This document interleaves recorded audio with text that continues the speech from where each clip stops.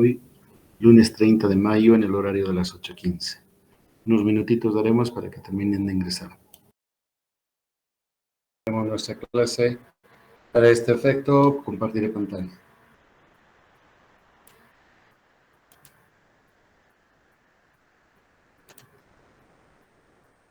Ahí creo que está.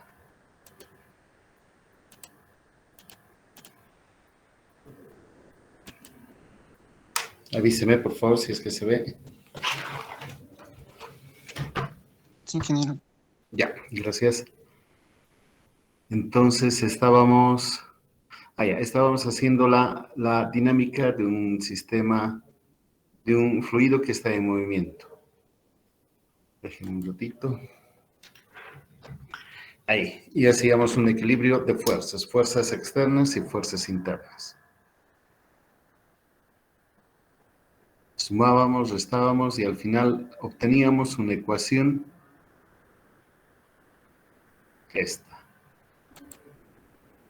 esta ecuación que dice en forma condensada la expresión vectorial que nos decía cómo va cambiando la presión en función a cuán grande es la fuerza exterior, por unidad de masa, la aceleración con que está animado el fluido y también las fuerzas internas que se oponen al desplazamiento. Este vector phi es el compendio de las presiones prima y las fuerzas cortantes que aparecen sobre la superficie del cubo. Entonces, estas tensiones, esta presión dependen de la viscosidad. Cuanto más viscoso es el fluido, más grande es este vector phi y mayor oposición tiene a moverse. Si es ligerito, si es un poco denso, entonces rápidamente se va a mover al influjo de las fuerzas exteriores. Ok, entonces tenemos eso. Ahí está lo que les digo. El vector phi contiene los términos que representan el hecho de que un fluido es real y que no es un líquido perfecto. Si fuese un líquido ideal, tau sería 0 y phi no existiría. Y ahora trabajaremos un poquito sobre la aceleración. La aceleración con que el fluido está desplazándose es, sin duda, como sabemos, el cambio de la velocidad con respecto al tiempo. Y la velocidad sabemos que tiene direcciones, tiene componentes en dirección X, Y y Z. Y le hemos bautizado a cada uno de esos componentes. U es en dirección de X, V en dirección de Y y W en Z. Entonces, si vamos a derivar la velocidad absoluta con respecto al tiempo, entonces vale la derivación para cada uno de esos ejes. Y hemos de recordar también que esta velocidad depende del espacio, que debe decir sus coordenadas X, Y y Z, pero también depende del tiempo, porque va cambiando de momento a momento. Entonces, U, V y W son dependientes de X, Y y Z, pero también en qué momento estamos haciendo el cómputo. Entonces, nos es válido obtener la derivada de U con respecto de T. La derivada de U con respecto de T va a ser la derivada con respecto a cada una de sus variables. Por ejemplo, con respecto a U, por la regla de la cadena va a ser derivada parcial de U con respecto a T. Luego tenemos que derivar de U con respecto a X y X con respecto a T. U con respecto a Y y luego de Y con respecto a T, a fin de que nosotros podamos tener la variación de la velocidad con respecto al espacio y a cada momento. Entonces, esta expresión sobrevive sin mayor dificultad. Y ahora notamos, esperen un ratito.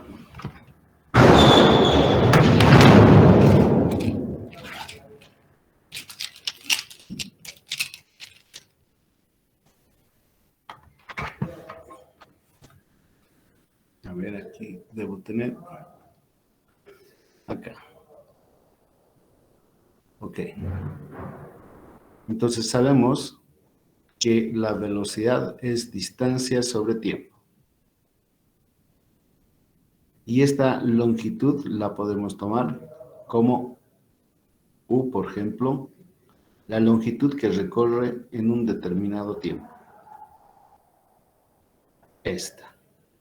Entonces vamos a aprovechar este término, como miren aquí aparece de X de T.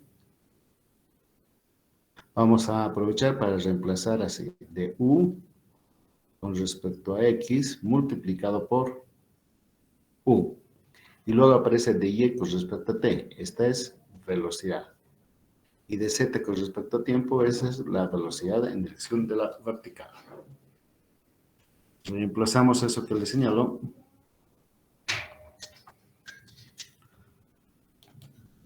Y vamos a tener esta relación de U de T, U, V y W que precede a las derivadas. Y así vamos a volver a hacer lo que en la anterior clase hicimos. Vamos a artificialmente añadir unos términos a la ecuación y les vamos a restar los mismos. De manera que no se va a alterar la propia ecuación. Sin embargo, esta introducción de estos elementos nos va a poder permitir reescribir de una forma más conveniente para nuestros propósitos. Entonces le añado este rojo y este azul y le quito el rojo y el azul allá. Y ahora puedo agrupar, miren como acá en el paréntesis, agrupar los términos que me convienen. Du de X, V de X, W de X. Y estos otros los combino también, porque miren, factor común es V, el signo de la negativo lo absorbo, vamos a tener de V de X aquí y de U de Y. Lo mismo para el otro lado. Factor común es W. En el paréntesis vamos a tener de U de Z menos W de X. Y aparece esta relación. Y en el siguiente paso podemos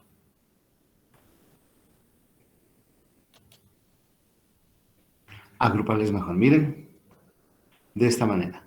Reconocemos que podemos obtener la derivada segunda. Permítame un segundo, vamos a volver. No creo que me he equivocado. Ahí.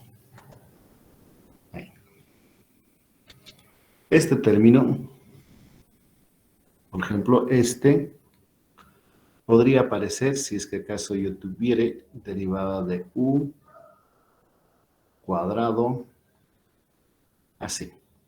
Si tuviera que derivar esto, sería el 2 bajaría aquí, tendría U de X. ¿Verdad? Si es que derivo U al cuadrado, tendría esto. E inclusive podríamos multiplicarle por un medio. Si le multiplico por un medio a ambos lados, voy a tener eso. De otra forma, un medio de U cuadrado con respecto a X es, estos dos se cancelan y va a ser U de X. Que este es el que aquí tengo. Entonces, donde vea de U de X multiplicado por U, voy a reemplazar por un medio de U cuadrado X. Y lo mismo vale para estos otros dos sumandos. Si así lo hago, vamos a tener, miren, el un medio y un medio para los términos que aquí aparecen en el paréntesis. Y haciendo rememoración de lo que era esta diferencia V de X, U de Y y el otro, recordarán cuando introducimos el caso del rotor. Aquí a ver si es que puedo escribir, no sé si ven. Estos términos son del rotor. Cuando definíamos el rotacional, el rotor del vector velocidad. Introducimos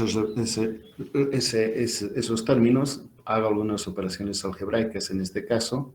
Miren, la derivada parcial tiene la propiedad distributiva, entonces es posible realizar esto. Mantenemos aquello y nos damos cuenta de que U cuadrado, V cuadrado y W cuadrado es el módulo al cuadrado del vector velocidad. Bien, aquí está ya como escalar. Entonces obtengo V al cuadrado X su derivada.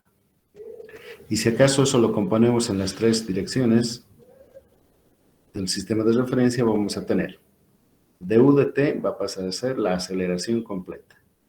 Du de t va a ser la derivada de la velocidad con respecto al tiempo, la derivada parcial. Este término va a ser un medio, ya no la derivada parcial con respecto a x, sino va a ser, para las tres direcciones, va a ser el gradiente. El gradiente de cuán grande el vector es, su módulo al cuadrado. Y esto va a pasar a ser los términos del rotor. Este es la vorticidad multiplicado vectorialmente por el vector velocidad. Y así como la anterior vez podemos distinguir conceptualmente el significado de esto. La aceleración, cuando un líquido se está moviendo, puede entenderse compuesta por la suma de tres. La aceleración relativa, es la que está encuadrada en el sistema de referencia que hemos adoptado, más un término de energía cinética, miren, un medio de la velocidad al cuadrado. Este está muy cerca de lo que es la energía cinética. Recordarán, la energía cinética era un medio de la masa por la velocidad al cuadrado. Si dividimos entre masa, vamos a tener un medio del vector al cuadrado, de la velocidad al cuadrado. Y el término que nos dice, que nos da la calidad de rotacional, de rotor, que está girando en torno a sí mismo. A ver, déjenme ver. Han de tener en cuenta lo siguiente. Si una partícula, miren, está siguiendo una trayectoria curva, si se está moviendo en una curva, no es que tenga su vector, el rotor, ese es su vector velocidad,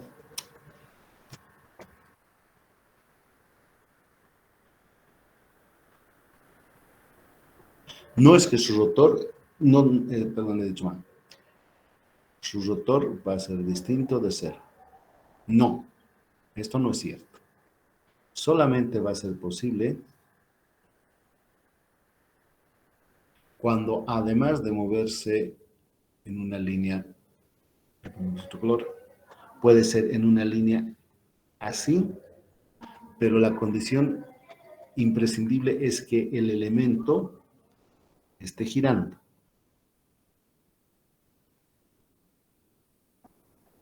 A ver cómo le puedo hacer así. Puede estarse moviendo a lo largo de una línea recta, pero este tiene que estar girando sobre su eje. Entonces se dice que es flujo rotacional. Si además de estar girando sobre sí mismo y está discurriendo por una curva, ok, existe el rotor. Este es distinto de cero. Miren, este es omega, distinto de cero. Entonces el flujo se dice que es rotacional. Y este otro es irrotacional. No importa que esté dando vueltas, circulando, girando, etc. Más si está yendo como un vehículo, es irrotacional. La condición es que esté girando sobre su propio eje, es decir, las partículas están girando sobre su propio eje para que tenga ese carácter. Si es así, entonces este último término, este que estoy señalando acá, existe. Vamos a ver luego bajo qué condiciones hipotéticamente aquello podría no ser cierto. Ok, teníamos la ecuación aquella, la ecuación de la segunda ley de Newton deducida para fluidos, y ahora reemplazamos los resultados alcanzados. En lugar de la aceleración, reemplazamos la aceleración relativa, el término de energía cinética y el término rotacional. Y le colocamos la pérdida de carga, fin. En el caso de que fuese un fluido perfecto, es decir, esto es cero, nos quedaríamos simplemente con este término. A esta ecuación se le llama la hidrodinámica. E inclusive, si acaso el líquido estuviera en reposo, es decir, no hay cambio en la velocidad con respecto al tiempo, este término fuera cero, reproducimos la ley de la hidrostática. Recordarán, esta ecuación nos marca la ley de la hidrostática. La ley de la hidrostática la podemos volver a deducir, la podemos volver a encontrar, haciendo que la velocidad del fluido sea cero, lo cual es lógico.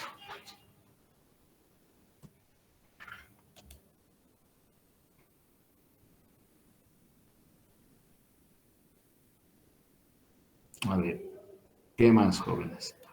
Estas diapositivas se las voy a subir para que ustedes vean con un poquito más de detenimiento. esto quizá. Miraremos. ¿En qué situación este término sería cero? Recuerden, esta es la definición de rotor. El rotor de la velocidad es la vorticidad. Esa es la ecuación, es el símbolo o la letra omega de la vorticidad. ¿En qué situación fuera cero? Esto nos interesa. Primero, veremos, si acaso esta velocidad la podemos deducir de una función potencial phi, este es un campo escalar, podemos deducirla, entonces el rotor de esta función gradiente de phi, podemos reemplazarla aquí. Y ahora podemos extraer como factor común el gradiente. El gradiente viene acá, miren, observen. Entonces, cuando tenemos una solución, una ecuación diferencial, perdón, no sé dónde entraba. Cuando tenemos nos dicen, ¿cuánto es esto? Pues será y, la integral de Keller, será una constante. Lo mismo ocurre aquí. Miren, tenemos esta vez el gradiente que podemos factorizar y la solución de esta ecuación va a ser lo que internamente tiene. Entonces será esto de y es todo esto. Y esta constante no es constante, sino es una función que no conocemos que depende del tiempo, pues esta está aquí. Bien, esta es una ecuación que es dependiente del tiempo, pero es constante para un momento dado toda esta expresión. Entonces, este U representa el potencial, es decir, la energía potencial, la energía de presión, la energía cinética, y aquí cómo vamos perdiendo energía conforme se va moviendo el fluido.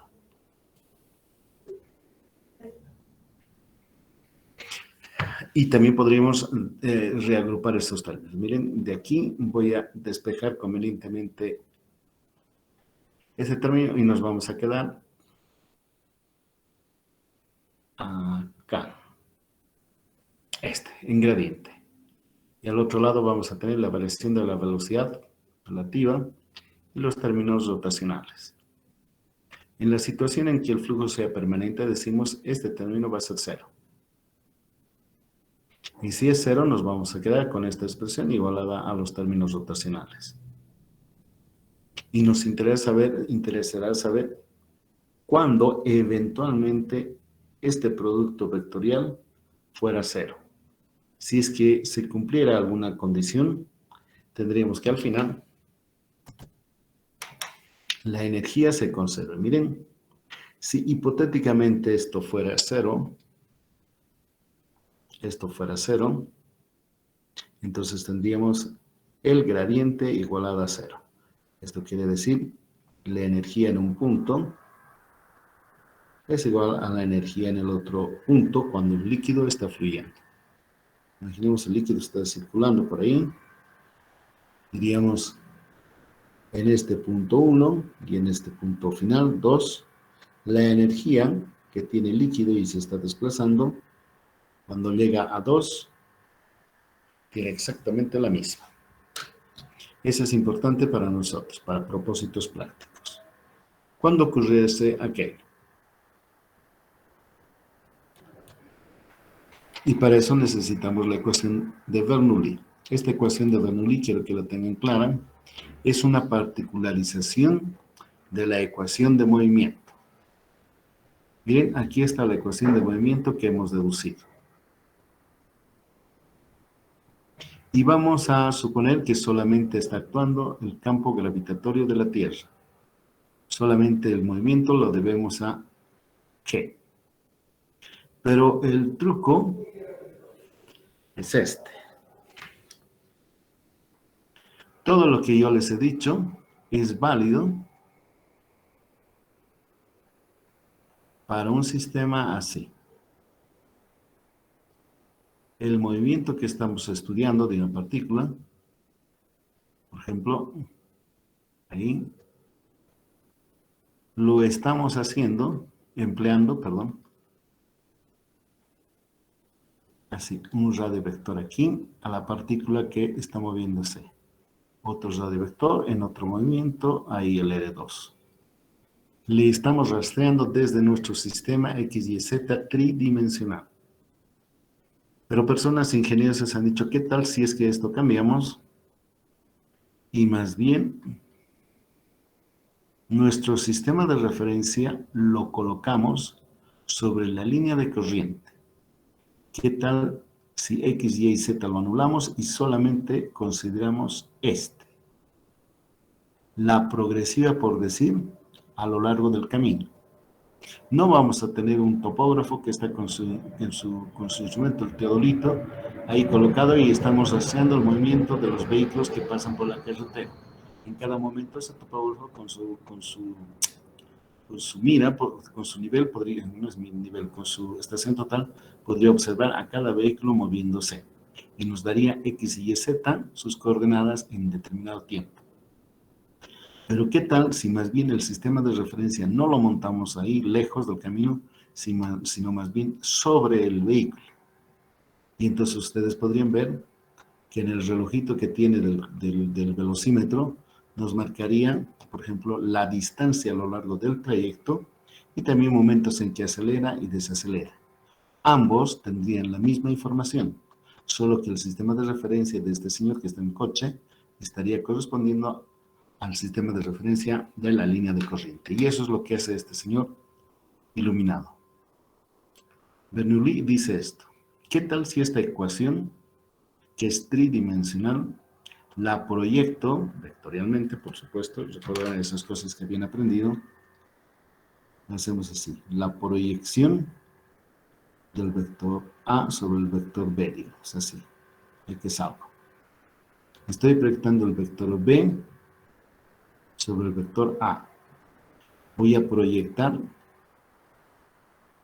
la ecuación delta, o gradiente de P, gradiente de, no, ρ, la fuerza exterior, todo eso, sobre la línea de corriente.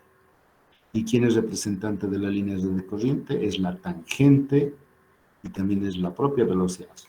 Es decir, entonces vamos a proyectar esta ecuación tridimensional sobre la línea de corriente y lo que vamos a conseguir de ello es que en lugar de X, Y y Z, solamente vamos a requerir una coordenada, la coordenada S, que nos marca la progresiva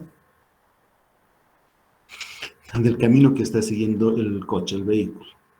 Solamente necesitamos S nosotros en lugar de X, Y y Z. Y hacemos eso. La ecuación complicada la proyectamos sobre la línea de corriente. Entonces no hay tres derivadas, sino hay una sola. ¿Cómo está variando la presión a lo largo de S? La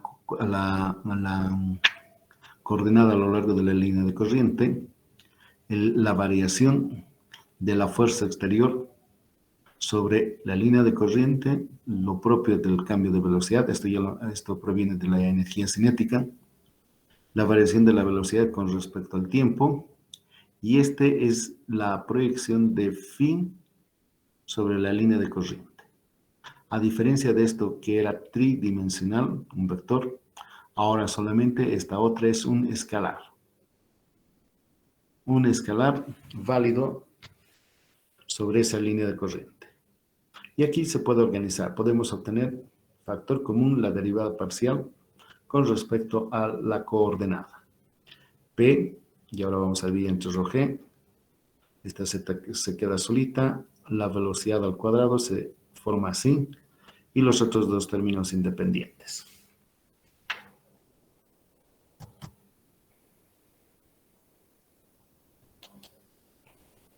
Y tenemos luego el siguiente paso, integrar.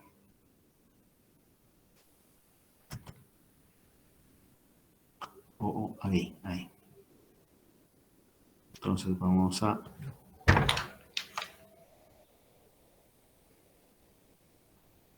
Esta, por ejemplo. Esta es la integral. Y la integral. Y la integral. Entonces tenemos la integral de algo, digamos de y con respecto a S. desde el punto 1 hasta el punto 2. ¿Cuánto fuera eso, jóvenes? Esto, la integral de una derivada es la variación de y2 menos y1.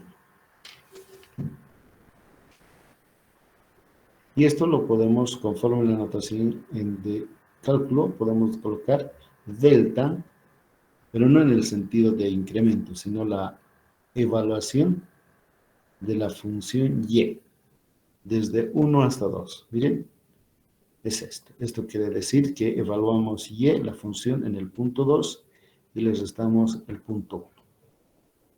Ya, esto es lo que tenemos aquí, es la integral.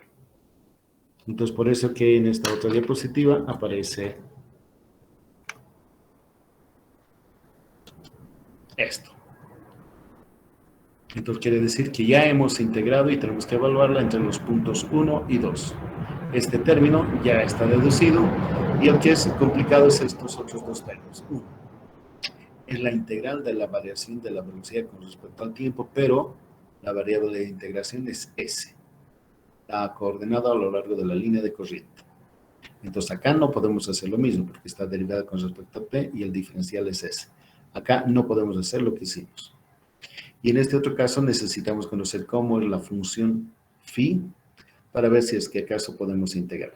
Todo igualado a cero. A esta ecuación la llamamos la ecuación de Bernoulli, válida, primero para flujo no permanente. Esto quiere decir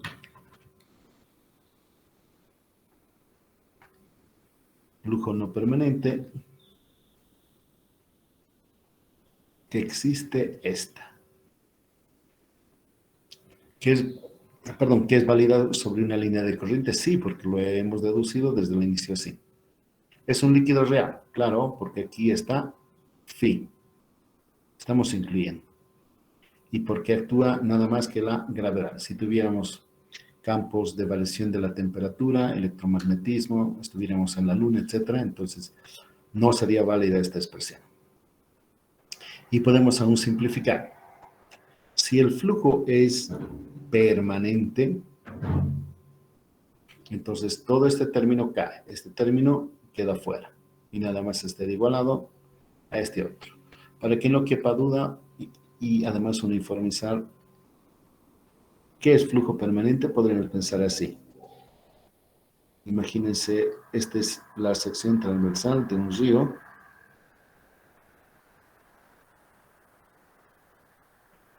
Y porque hay un caudal que está fluyendo, este sería el perfil de agua.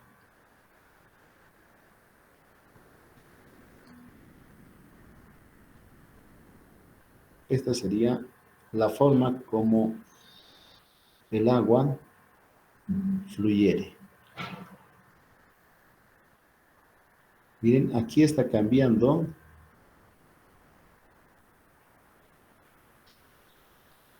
el tirante de agua. Acá es un H, H sub 1, por decirlo así. Acá, H sub 2. Aquí otro H, aquí otro H y aquí un HN. Hay una variación de H. H no es constante. Va modificándose. Pero lo que sí se mantiene constante es el caudal. Q es constante. El caudal es único. El caudal, de hecho, aquí es Q sub 1 y cuando sale por el otro lado es Q sub 2. Los dos son iguales. Ya eso quiero que tengan en cuenta. Esta es la situación de flujo permanente. Flujo no permanente es lo opuesto. Lo mismo que acá, pero esta vez aparece una onda decrecida.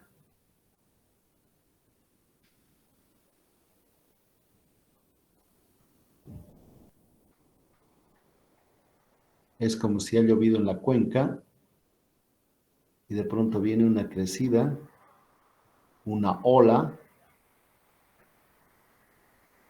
así, y que se está moviendo. Después de un tiempo, ¿qué les digo? 10 minutos, un minuto, 15 minutos, esta que estaba acá, ahora la encontramos ahí. Pasan otros 5, 10, lo que ustedes gustaren, la onda ya se está yendo. Entonces, en este momento acá hay un caudal, cuando sube es otro caudal y luego se atenúa, un caudal menor. Pero cuando está en la verde, el caudal en ese momento, esto es para un tiempo, t igual a 1, t igual a 2, t igual a 3. En cambio aquí el tiempo es constante, cronometramos ahora y va a ser lo mismo, 10 minutos, 20 minutos, media hora, hasta el final del día, el caudal es único, aquí no. El caudal es diferente de constante. Esto es lo que les quiere decir. ¿Ya? Crecidas, desbordes, inundaciones, caudal diferente de constante. Pero cuando, por ejemplo, sueltan en la represa para que rieguen los señores, entonces el caudal que fluye por los canales es constante, es único. ¿Ya? Quiero que eso quede bien entendido. Ok, entonces decíamos, si acaso es 0, nos quedamos con esta ecuación. Y también podríamos conjeturar qué tal si esta pérdida de carga fuera 0. Si fuera así, estuviéramos en el caso de conservación de la energía y diríamos la energía en el punto 1 es igual a la energía en el punto 2. Allá. Ahora sí. Entonces les decía, ya, ok. Quizás ahí lo dejaremos. Miren, hay la posibilidad de que este término que está con la integral también pueda ser 0. Ese va a ser el caso en que el líquido sea ideal. No existe en la naturaleza. No existe un líquido ideal, pero a veces se podría considerarle así, cuando las pérdidas de carga son pequeñitas. Pero en el caso de ingeniería civil en hidráulica no solemos adoptar esa condición. Tal vez en algunos eventos de mecánica tal vez lo podrían asumir, pero los civiles no, siempre vamos a considerar ese término. Entonces decía, si esto pudiera ser 0, querría decir que la energía a lo largo de la línea de corriente entre el punto 1 y el punto 2 se conservaría. No habría pérdidas de carga. Eso es una situación ideal que no existe. Nosotros sí lo vamos a considerar. Entonces, de aquí para adelante, yo les pido que a esta integral que está acá, le vamos a llamar delta F. Esta denominación es por lo siguiente. Uno, porque este delta es lo mismo que este. Es la evaluación de la energía perdida entre el punto 1 y el punto 2. Así como esta. Y F por fricción. La pérdida de energía que hemos sufrido por efecto de que el líquido se fricciona contra las paredes del tubo y se friccionan, chocan las partículas unas con otras cuando están moviéndose según la corriente. Entonces, delta F quiere decir la pérdida por fricción. Se engloba a todas esas pérdidas. Y lo último. En esta ecuación que aquí les he escrito, la ecuación de Ranulin, solemos darles denominativos. Por ejemplo, a este Z que están viendo ustedes acá, le decimos es la energía. Z le pondremos. Z es la... aquí está pues. Z es la energía altimétrica. Nos marca cuánta energía tenemos referida a un nivel que elijamos. Por ejemplo, si colocamos nuestro nivel de referencia con respecto al mar, diríamos que una partícula de agua, un tanque, una tubería, un canal, un lago aquí en Cochabamba tendría 2.500 metros de energía con respecto al nivel del mar. Es su cota. Pero si el sistema de referencia lo colocamos en el piso, y ustedes tienen un vaso a nivel del piso, su energía sería 0. Entonces, esta depende de dónde situemos nuestro sistema de referencia. La que no va a cambiar es la piezométrica, la presión. es la altura de presión. No sé por qué tenemos ese término. Viene del inglés, que es head. Y algunos libros en español lo traducen como cabeza. Cabeza de presión, que no tiene mucho sentido para mí. Altura. Altura tal vez está un poco mejor, porque se refiere, si tenemos un tubo que está corriendo, ese es un tubo que está transportando agua,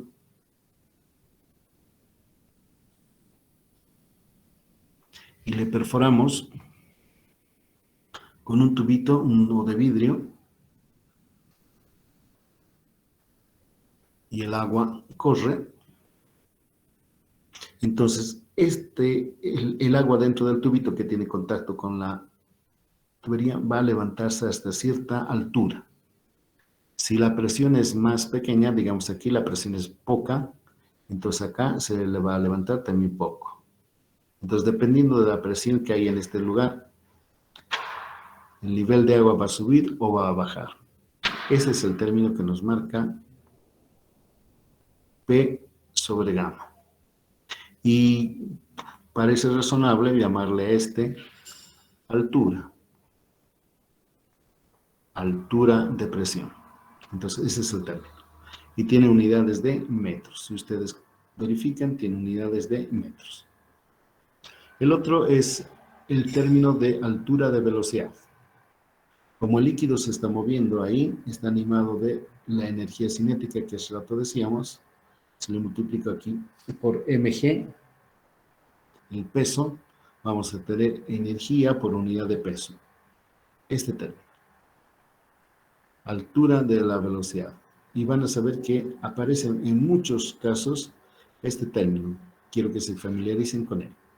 Es un medio de la masa por la velocidad al cuadrado, ¿recuerdan? Pero esta vez le vamos a dividir entre masa y g. Y cuando lo sumamos a z más presión, es decir, estos dos, le llamamos cota piezométrica. Para los civiles es importante este concepto. Y luego la energía total va a ser la cota piezométrica más la altura de velocidad. En resumen, yo les invito muy cordialmente a que me lo revisen este cuadrito. Este cuadrito sintetiza todo lo que nosotros hemos querido en esta ecuación. Además, la ecuación de movimiento. La ecuación de movimiento, ¿qué es esta? La velocidad, digo la aceleración, y el término de energía, digo de pérdida de energía. Si a este cuadrito le añadimos esta ecuación, es el sumario de este capítulo. Bueno, claro que algunas operaciones hemos hecho y que tienen conceptos, pero al final esto es lo que necesito que aprendan como rezo. Ahora sí, háganme muchas preguntas, jóvenes. Sí, por favor. Sí, todas estas que aparecen aquí, Z, P sobre gamma, B al cuadrado sobre 2G, todas están en unidades de metros, toditas. Y la energía también. Todas están en unidades de metro. A ver, permítanme ustedes, insertaremos una diapositiva.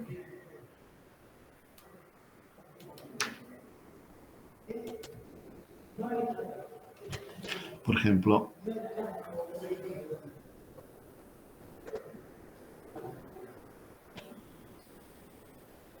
P sobre gamma. Es decir, esto es ρg, ¿no ven? ρg. P sobre gamma. Esta es unidad de fuerza dividido área. Gamma es unidad de volumen por ¿qué es, jóvenes?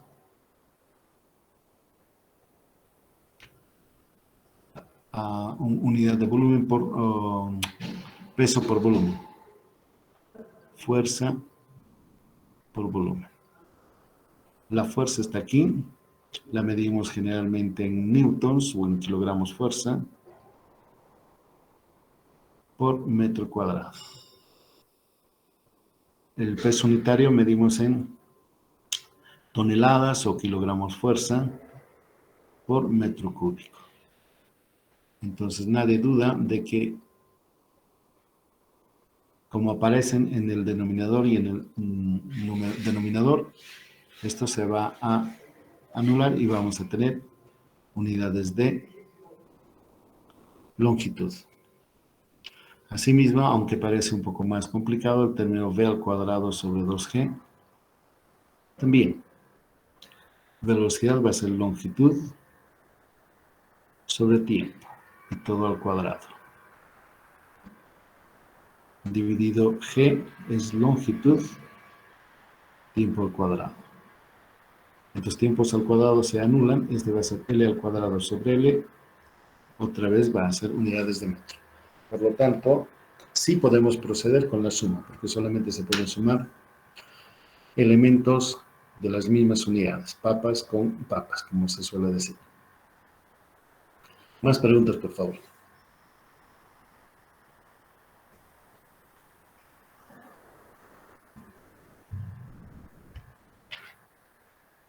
Ya que estamos en eso, una nueva diapositiva.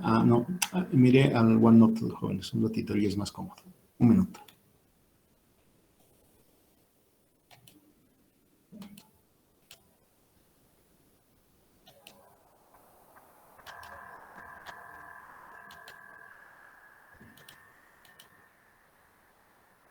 A ver, avísenme por favor que se vea.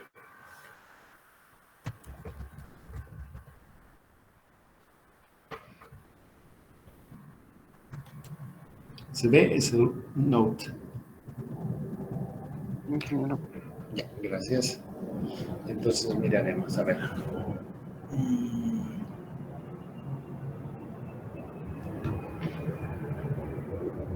Vamos a dibujar un reservorio.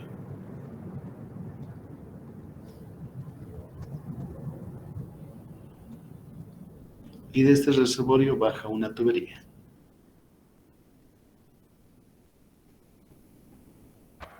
Y después de un cierto trecho, porque así lo han decidido los que están diseñando, se ensancha la tubería. Se ensancha a fin de transportar mayor caudal. Y luego viene un codo y la tubería está ahí. Desde la parte superficial, desde la parte de arriba, el agua que es alimentada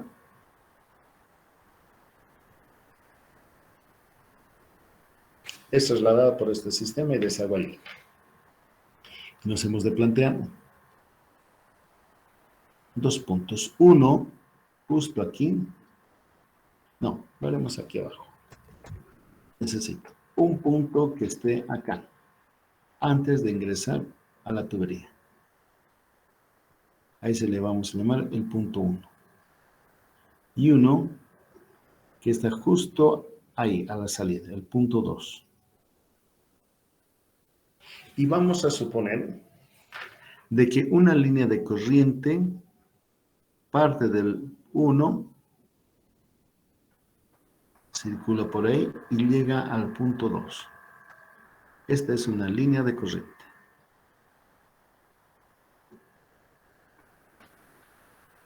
Entonces, si eso es cierto, entonces podemos aplicar Bernoulli.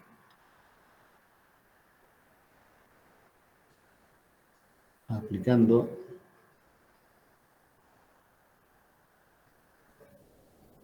la ecuación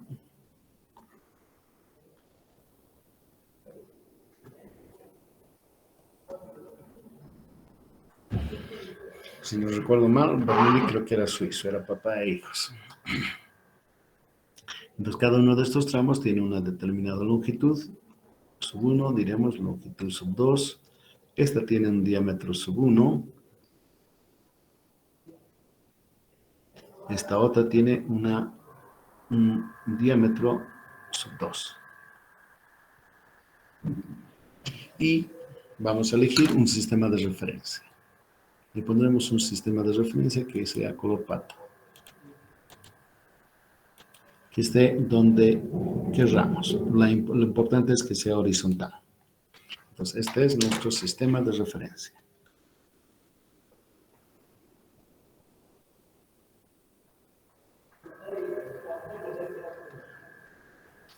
Lo podemos colocar a nivel del río, en el nivel del mar, lo que sea, pero es horizontal.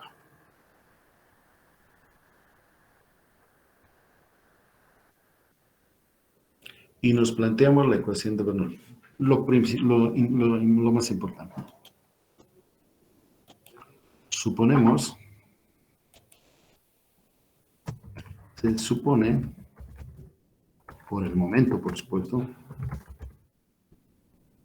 que el líquido que fluye es ideal.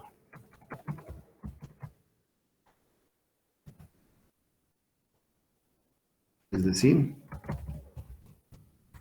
que no exhibe, no presenta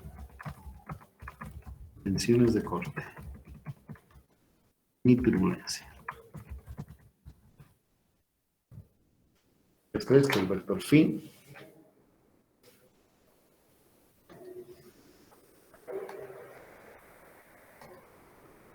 Este simpático vector es 0.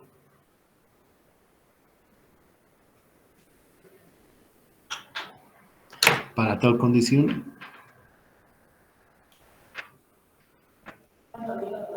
entonces, a lo largo de la línea de corriente, se conserva la energía.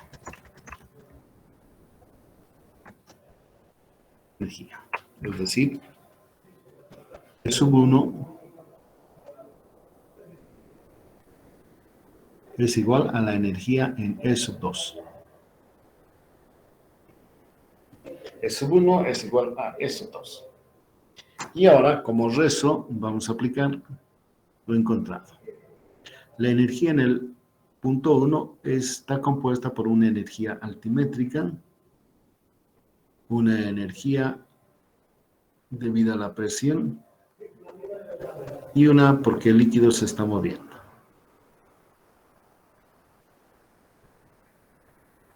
Y al otro lado tiene términos semejantes, solo que esta vez referidos al punto 2.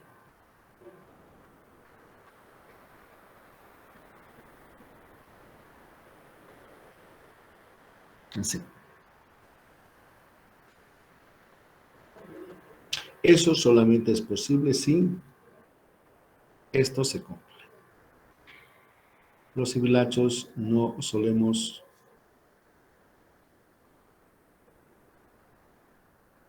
aceptar con frecuencia esa hipótesis. Al contrario, más bien siempre incluimos esa pérdida de energía. Ok, entonces miraremos. Voy a usar, a ver, déjenme ver, voy a usar un color para el punto 1 y otro color para el punto 2, pues no quiero confusiones. Voy a borrar un ratito, vale, disculparme, eso tiene propósitos de mejor comprensión únicamente. Vamos a ver de que sea E sub 1 va a ser verde. Y E sub 2 que sea naranja.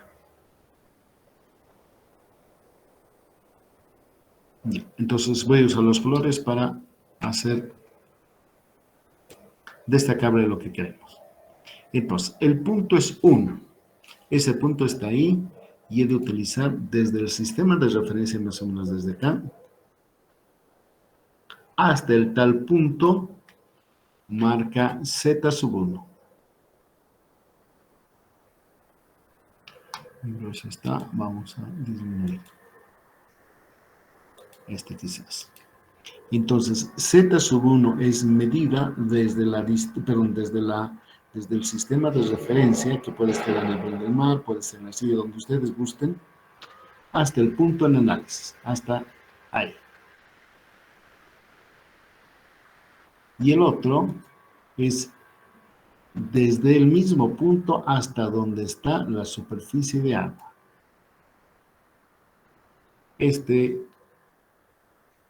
¿Dónde está mi puntero? Está aquí.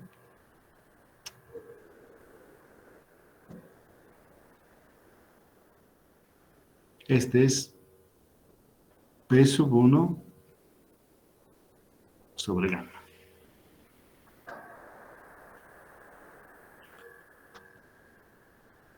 Ahora, diremos,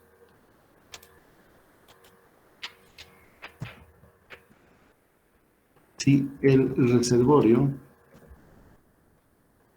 es suficientemente grande, suficientemente amplio, pondré, el término de altura de velocidad es muy próximo a cero. Muy próximo a cero. Ese el internet me puede ayudar para que ustedes no desconfíen. A ver, no sé qué podría ser.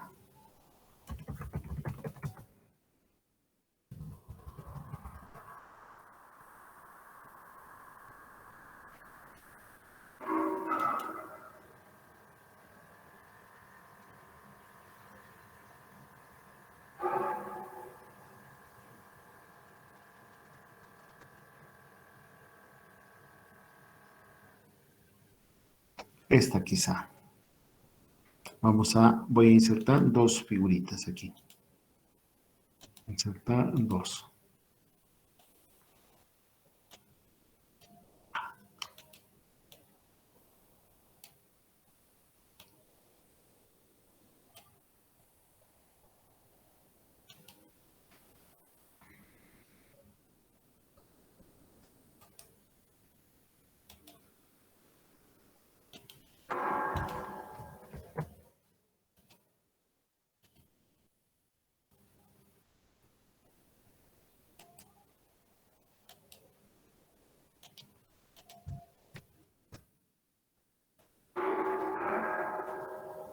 A ver.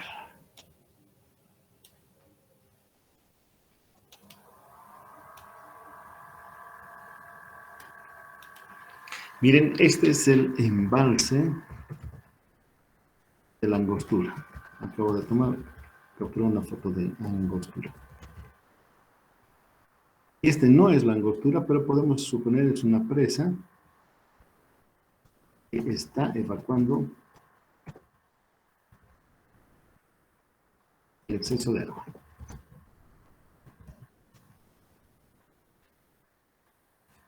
Y miremos.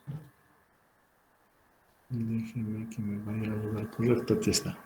El punto 1 lo estoy colocando, bueno, no lo estoy colocando aquí, pero la superficie, miren,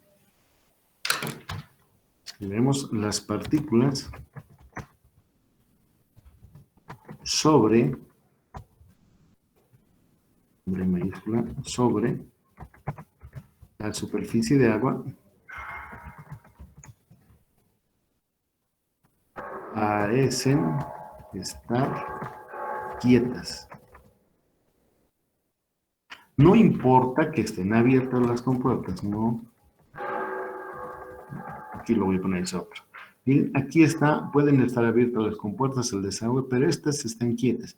Y si nos alejamos un poquito más de las compuertas, esas partículas no se van a mover. Si es que acaso ustedes se han asomado a la orilla de la angostura y digamos se están evacuando, están vaciando la compuerta, digo la represa, y están ustedes a la orilla, un poquito lejos de ella, esas partículas de agua no se están entrando dentro del agua y se están dirigiendo a la presa.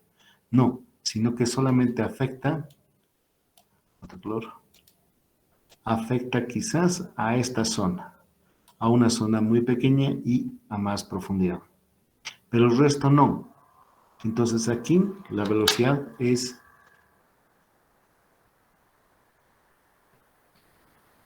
la velocidad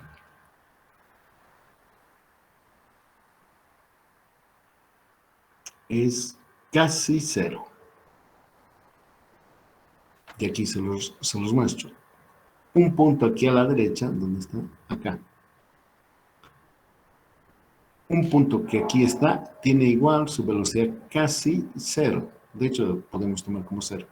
Pero no así. Aquí la velocidad, aunque el chorro de agua está saliendo, es distinto a cero. Pero en el embalse sí, y cuanto más grande sea el espejo de agua, y mayor altura tenga, por supuesto, esto es cada vez más cierto. Esto, perdón. Entonces, en razón a eso, este término V1 al cuadrado sobre 2G le podemos tomar como próxima cero. Aquí lo escribiremos.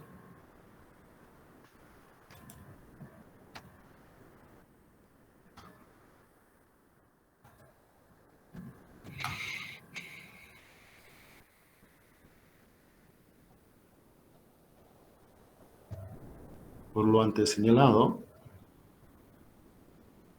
V sub 1, 0, y si es muy próxima a 0, su cuadrado todavía es mucho más pequeño. Entonces, prácticamente es 0. Pero eso es cuando existe un reservorio suficientemente amplio. Y aquí está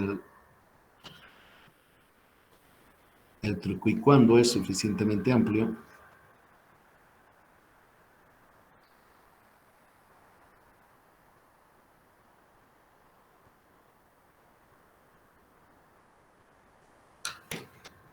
Si es el balance en su taza de la que toman café, probablemente no sea así. Cuando están haciendo su experimento, tal vez podamos aceptar eso. Lo otro sería medir la velocidad. Además, como estamos alimentando su botella, entonces va bien. Ya, lo otro. Aquí anotaré velocidad para los propósitos nuestros. Es velocidad 1 al cuadrado sobre 2G. Podemos tomarle como 0. Ahora, al otro lado. Creo que era este o este. Entonces, de igual manera que el anterior, desde el sistema de referencia horizontal medimos hasta el punto su elevación. Este es Z2. Y acá, ¿cuánto fuera el P2 sobre gamma? Quizás eso mereciera una explicación un poquito mejor. Esta vez voy a ver de forma transversal a la tubería. Esta es la tubería y su chorro de salida.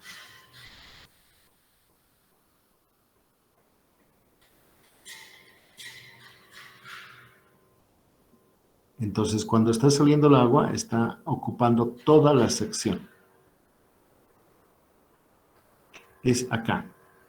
Está saliendo. Es el chorro de agua y que tiene todo alrededor suyo. Perdón. En todo, no dentro de la tubería, sino fuera de la tubería, en el chorro,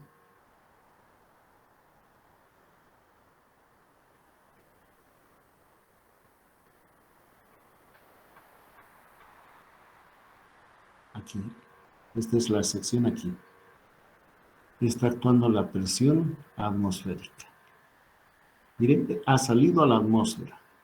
Entonces, este chorro tiene en contacto la presión aquí atmosférica, aquí abajo está la atmosférica, y en todo él está rodeado de la atmosférica.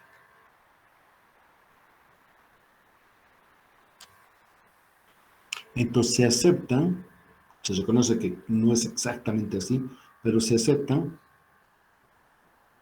que todo al interior del chorro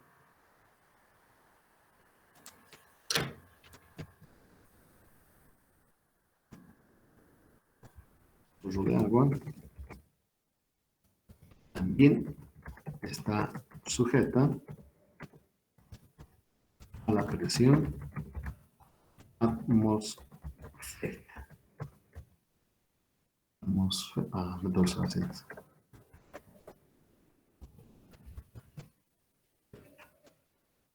Por lo tanto, este término es en P2 sobre gamma, podemos tomarle como cero. Pero no es que sea cero, sino que es relativo a la atmósfera. A la presión atmosférica.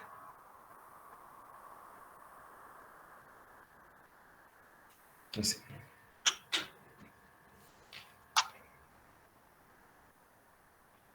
Y del chorro también notamos de que sale con ímpetu. Y pues está animada de una velocidad V sub 2. Y todos ustedes conmigo van a coincidir que si acaso Z1 estuviera a más altura, con más velocidad va a salir V sub 2. Pero si estuviesen casi nivelados, V sub 2 va a ser pequeñito. Entonces, dependiendo dónde esté el tanque situado en altimetría, la velocidad V sub 2 va a ser también proporcional a ello.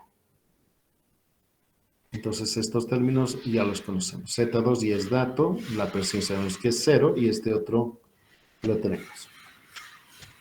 Por lo tanto,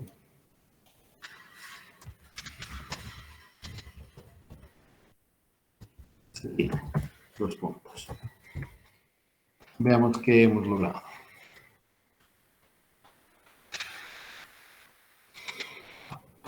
Vamos a anotar, en verde dijimos Z sub 1 es la cota, P sub 1, no hay más término, este otro es Z sub 2, pero este es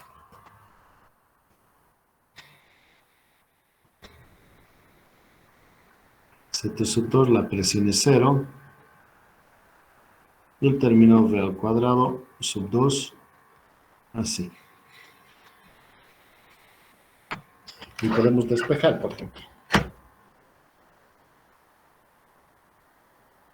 Podemos decir la velocidad sub 2 va a ser la diferencia entre los que ya saben.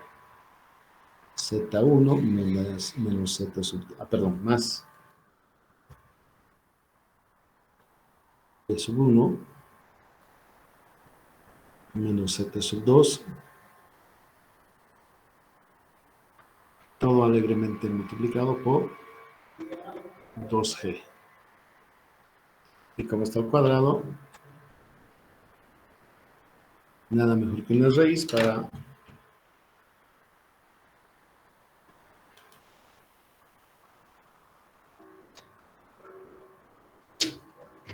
tener el contexto, así. Entonces la velocidad 2 depende básicamente de la diferencia entre Z1 más la presión y Z2. Z1 más P1 es esta. Lo ponemos en un color. Lila tal vez.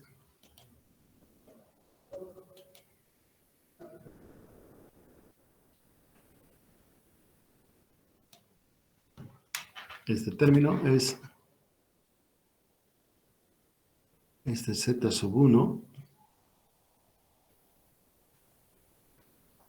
igual H mayúscula podría llamar. Desde el mismo sistema de referencia. Por lo tanto, la velocidad 2 fuera 2G H menos Z sub 2.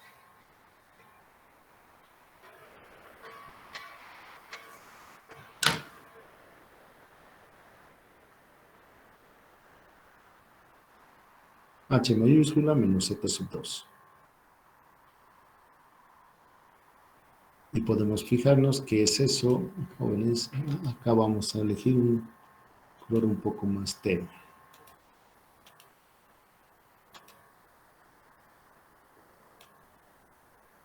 Ahí.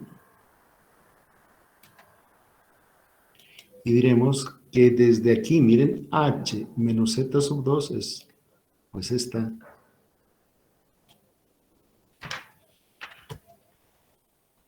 Esto es h menos z sub 2. H menos z sub 2 esta vez ya no depende del sistema de referencia, solamente nos avisa cuál es el desnivel entre las dos aguas, el espejo de agua ahí arriba en la represa y el del chorro que está saliendo. Eso es lo que nos dice. Este es el desnivel entre 1 y 2. Por eso no importa dónde ustedes coloquen su sistema de referencia, al final siempre vamos a llegar a esto. El desnivel del agua arriba y el desnivel donde el chorro está. Eso es lo que verdaderamente interesa. Y no el sistema donde nosotros querramos referenciar. En centrales hidroeléctricas, que es más o menos lo que aquí tenemos, H menos Z sub 2 se llama el salto bruto.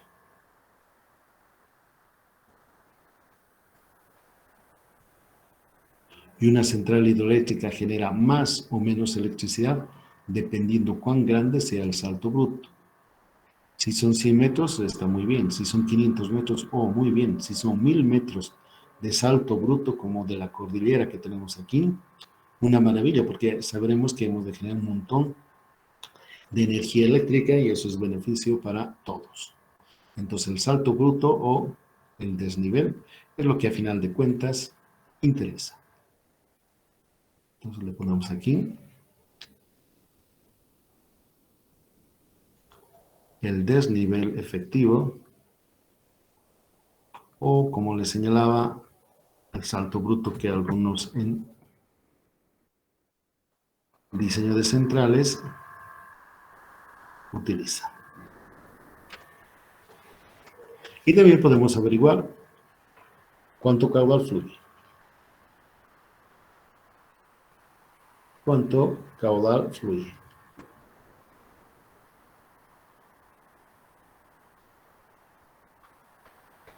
Pues nada más invocamos lo que sabemos. El caudal ha de ser igual a la velocidad sub 1, que está entrando en la tubería por el área sub 1, e igual a la velocidad 2 por el área 2. Y el área 2, sin discusión, ustedes van a aceptar que sería una función del diámetro de la tubería de salida. Así. Entonces, por lo tanto, el caudal que sale por allí sería pi, el diámetro 2 al cuadrado, por la raíz cuadrada de lo que ya saben.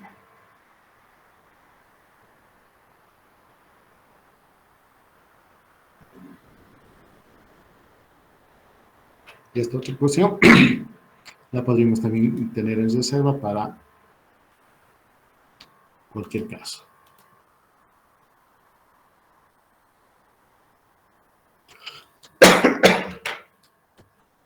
Es interesante ver, miren, podemos llevar más o menos caudal dependiendo de qué diámetro de tubería le pongamos. De hecho, podríamos trazar un gráfico para ver las cosas más claras. Un segundito, por favor.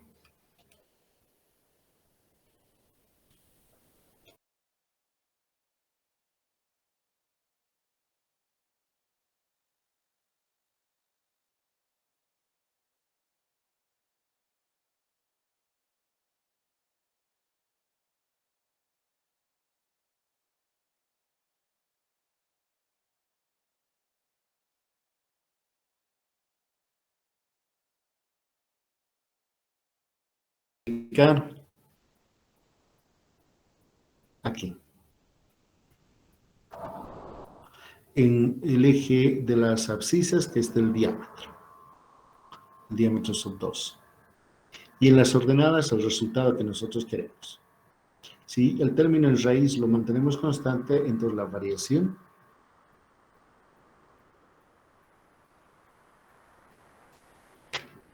sería así. El diámetro al cuadrado. Esta es una función de segundo grado. No, perdón, me he equivocado. Esta otra es a la inversa. Me han hecho notar los muchachos. Así. Basta un ligero cambio en algunos momentos. Miren aquí, por ejemplo, de un determinado diámetro que transporta un caudal relativamente pequeño. Subimos un poquito el diámetro, pero el caudal crece harto. Entonces, la capacidad de transporte de agua de una tubería, miren cómo varía con el cuadrado del diámetro.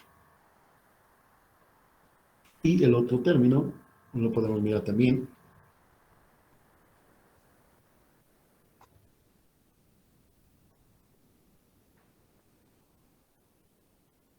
Aquí podríamos colocar el salto bruto, H menos Z2. Y aquí también el caudal. Aquí, si ustedes se fijan, es la variable independiente en raíz.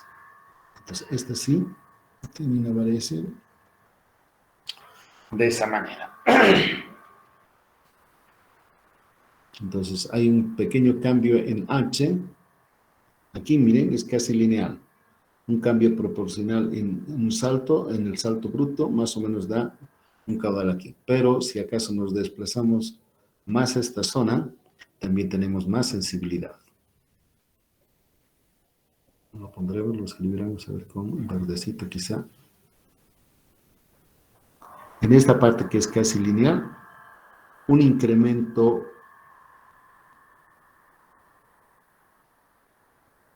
en el salto significa un pequeño cambio aquí. Pero si hacemos del mismo orden, a ver aquí. Mi dibujo no está muy bien, pero mejora notablemente este otro. Sí, no significa gran cosa de caudal. Un salto una variación en el salto, relativamente. Lo haremos.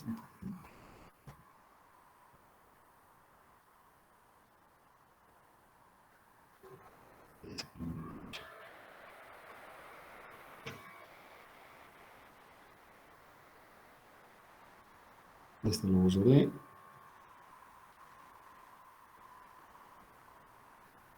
Y ahora sí le pondremos. Este va bien aquí.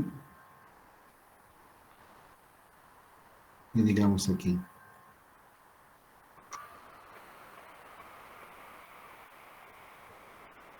Un cambio en el caudal, más o menos del orden del anterior, significa un incremento mucho mayor en el salto. Entonces ahora, si estas dos cosas aquí tenemos, las combinamos adecuadamente, es decir, nuestra ecuación, nosotros podemos predecir cuánto caudal, bajo las condiciones particulares de la geometría del problema, podremos transportar. Para que nadie se quede con dudas en este ejercicio, Z1 y Z2 son datos. D1 y D2, al igual que L1 y L2, son datos. Un ratito miraremos las longitudes, los diámetros, las alturas, son datos. Todo esto es dato. Estos vienen de la topografía. Z1 y Z2 es del levantamiento topográfico. Diámetro 1 y diámetro 2 es la decisión del ingeniero hidráulico que adopta esos valores para obtener un determinado caudal. Y las longitudes dependen del trazo por dónde la tubería se prevé que haya de ir.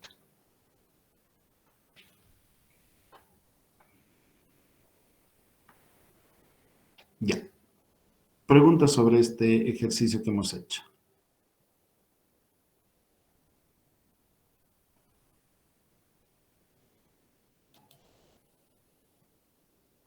Melanie, Ronald, Jaelia, ¿será? José Luis, preguntas.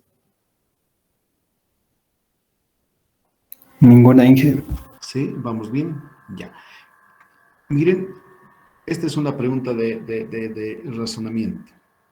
Este caudal hemos obtenido aquí. Va a tener un valor, por decir 100 litros segundo, 200, lo que fuera. Este resultado está apoyado en esta asunción. Dejen que ponga un colorcito, un color amarillo, digamos, este. Eso está apoyado en esta asunción. El fluido es ideal. Esto que aquí yo he anotado. Ahora les digo, ¿qué tal si no fuere?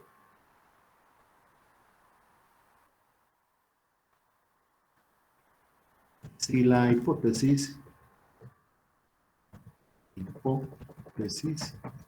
no fuere aceptada y tuviéramos que adoptar que el fluido es real, entre paréntesis, existen pérdidas de energía cuando el agua fluye,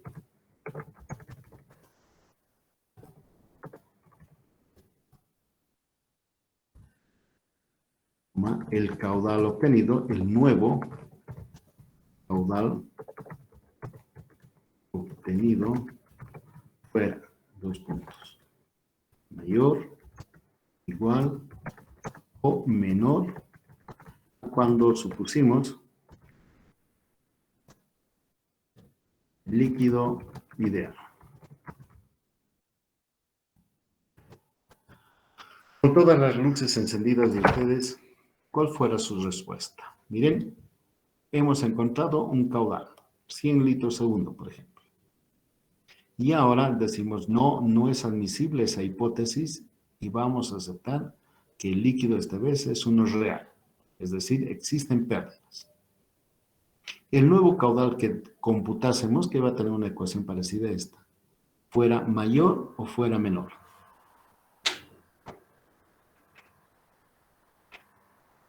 ¿Qué dicen, jóvenes?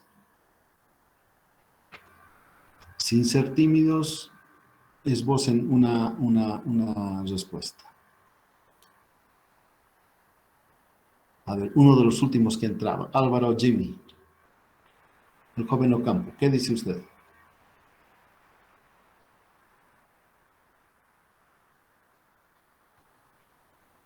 Jimmy.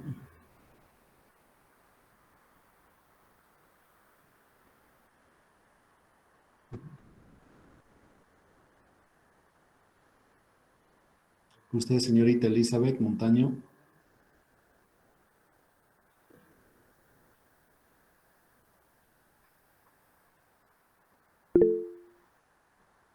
¿Qué dice usted? ¿Será mayor el caudal? ¿Será menor?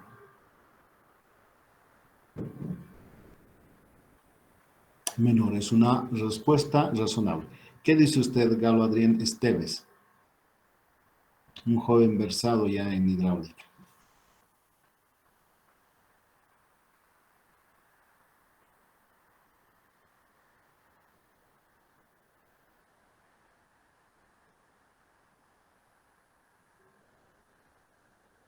Esteves.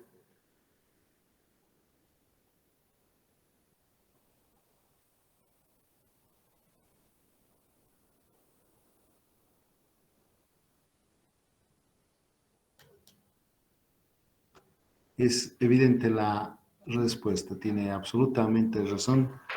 la señorita Montaña. El caudal que obtengamos va a ser menor. Piensen a ver. El agua está fluyendo por esta tubería, por estas dos tuberías. ¿Qué tal si en lugar de agua pensamos que es un coche que entra cabalito a la tubería? Es un coche o un objeto que entra y se puede desplazar por la tubería y salir por el otro lado. Quizás podríamos pensar es un conducto, una tubería, y por ahí dejamos correr una bola, como una bola de billar. Y esto no es tan raro porque se emplea para, lo van a aprender ustedes, para cuando se están haciendo tendidos de sistemas de alcantarillado sanitario para ver que las tuberías estén bien alineadas y el agua no se tranque. Se deja correr una bola de madera y la bola tiene que correr libremente y salir por el otro lado. Así se notan si acaso hay imperfecciones. En el momento que la bola de madera se detenga, hay que picar ahí, hay que reconstruir esa parte porque es obstáculo. Piensen lo mismo. Esa bola de madera va a correr libremente por la tubería si es que acaso le aceiteamos. Todas las paredes las lubricamos y la bola de madera va a correr libremente y va a llegar y va a salir por el otro extremo sin problema. Inge, Sí, diga. podemos quedar aquí, es que tengo otra clase. Ya, sí, ya puede quedar tranquilo, puede retirarse porque es solamente explicación adicional. Y ahora, ¿qué tal si es que a esta pared, en lugar de que esté lubricada, suponemos que ella es muy rugosa, es áspera? Toda la pared de la tubería es áspera. Entonces, cuando soltemos la bola por el extremo superior, la bola al tiro va a quedar detenida en alguno de ellos. Quizás ni siquiera llegue al otro extremo. Lo mismo, se habrá perdido energía. Entonces, acá la respuesta es, si el líquido es real, vamos a tener menos caudal de lo que aquí estamos suponiendo. Ok, jóvenes, entonces con esto concluiremos hasta la siguiente clase. Que les vaya Inge, bien. Sí, hasta luego, dígame. ¿podría bajar un poquito la pizarra? Es que no logré copiar bien, mi internet está un poco mal. Ya, subirla más bien. Ya, Sí, claro que vamos a sí. Ya, listo, ok. Hasta el jueves, hasta luego, jóvenes.